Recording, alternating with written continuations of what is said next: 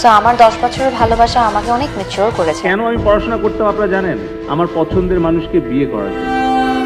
বাংলা চলচ্চিত্রের অভিনেত্রী ও গায়িকা হিসেবে পরিচিত নুসরাত ফারিয়া অনেকদিন ধরে সিনেমা দিয়ে আলোচনায় আসতে না পারলেও এবার জুনায়েদ আহমেদ পলকের সঙ্গে সম্পর্ক নিয়ে আলোচনায় এসেছেন। পলকের নাকি মেজাজ খারাপ হলেই ডাক পড়তো নুসরাত ফারিয়ার। মানসিকভাবে তার সাথে ফ্রেন্ডশিপ হওয়াটা ইটস ভেরি ইম্পর্টেন্ট। এরপর মেজাজ ভালো করে দিয়ে চলে আসতেন নুসরাত ফারিয়া। শুধু তাই নয়, পলকের সঙ্গে সম্পর্কে জড়িয়ে নুসরাত ফারিয়া নিজের 9 বছরের প্রেম ও বাগদানও ভেঙে দেন বলেও গুঞ্জন উঠেছে বিনোদন পাড়ায়। ক্যারিয়ারের শুরু থেকেই নুসরাত ফারিয়ার ব্যক্তিগত জীবন নিয়ে হয়ে থাকে আলোচনা আর সমালোচনা।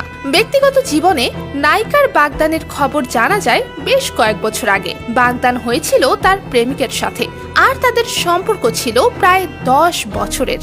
2020 সালের 21শে মার্চ দীর্ঘদিনের প্রেমিক রনি রিয়াদ রশিদের সঙ্গে বাগদান হয় নুসরাত ফারিয়ার। জানা গেছে, নুসরাত ফারিয়ার সেই প্রেমিক ছিলেন একটি টেলিকমিউনিকেশন প্রতিষ্ঠানের শীর্ষ কর্মকর্তা। তার সাথে 10 বছরের সম্পর্ক এক পর্যায়ে শেষ হয়ে যায়। এ নিয়ে নুসরাত খুবই বিরক্ত ছিল। গোবরে পদ্ম ফুল থাকে না, সো আই এম দ্যাট পদ্ম। তবে এই সম্পর্ক ভাঙনের নেপথ্যে ছিল জুনায়েদ আহমেদ পলক, আর তার জন্যই এই নায়িকার 10 বছরের সম্পর্ক ভেঙে যায় তাসের ঘরের মতো। জানা গেছে, জুনায়েদ আহমেদ পলকের সঙ্গে বেশ সখ্যতা ছিল নুসরাত ফারিয়ার। নানান কাজের চাপে ব্যস্ত থাকতেন পলক। কাজ করতে গিয়ে মেজাজ বিগড়ে যেত মাঝে মধ্যেই, আর যখনই নাকি পলকের মাথা গরম হতো তখনই ডাক পড়তো নুসরাত ফারিয়ার। এই নায়িকাও বাধ্য হয়ে ছুটে যেতেন তার মাথা ঠান্ডা করতে।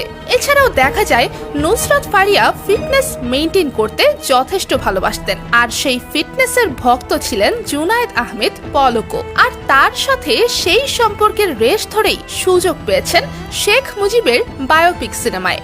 রূপে গুণে সুন্দরী এই নায়িকা সম্পর্কে জড়ান জুনায়েদ আহমেদ পলকের সঙ্গে। অনেক কিছু বোঝানোর চেষ্টা করতো, পান্না আমি তোমাকে খুব ভালোবাসি। অনেকেই এখন কানাঘুষা করছেন যে মাত্র 1-2টি হিট ছবি দিয়ে ও এত কম কাজ করেও কিভাবে তিনি বিলাসবহুল জীবনযাপন করতেন। গুঞ্জন উঠেছে, পলকের সঙ্গে সম্পর্কের জেরেই নাকি রাতারাতি কোটিপতি বনে যান এই নায়িকা। সময় হলেই ছুটে যান বিদেশে অবসর সময় কাটাতে। এছাড়াও ধনাঢ্য ব্যক্তিদের সঙ্গে বিদেশে ঘুরে বেরিয়েও নানা সময় সমালোচনার শিকার হয়েছেন তিনি। তো ভিউয়ার্স, জুনায়েদ আহমেদ পলকের সঙ্গে নুসরাত ফারিয়ার সম্পর্ককে কোন চোখে দেখছেন তা অবশ্যই কমেন্ট করে জানাতে ভুলবেন না।